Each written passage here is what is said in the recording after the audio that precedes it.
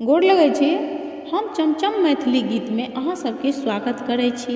तऽ आइ एगो हम सामा के गीत कहै छी। अहाँ सब ई गीत जरूर सुनब, देखब और हमर चैनल के सब्सक्राइब, वीडियो के लाइक शेयर जरूर कऽ देबै।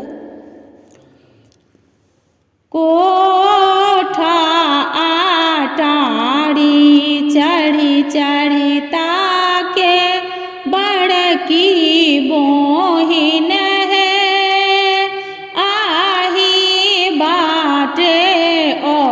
बती हेता भैया से बड़का है सागर सामैया भौजो अपने लग में रखी है। कार्तिक मास भर दुतिया पाबनी भैया के पठबी है।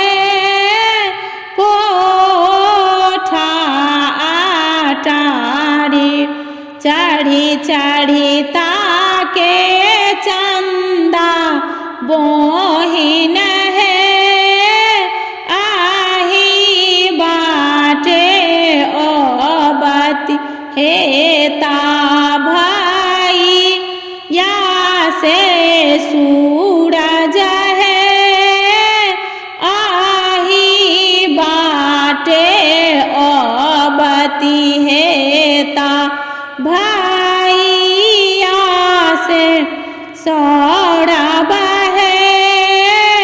सागर सामैया भौजो अपने लग में राखी है। कार्तिक मास भर दुतिया पाबनी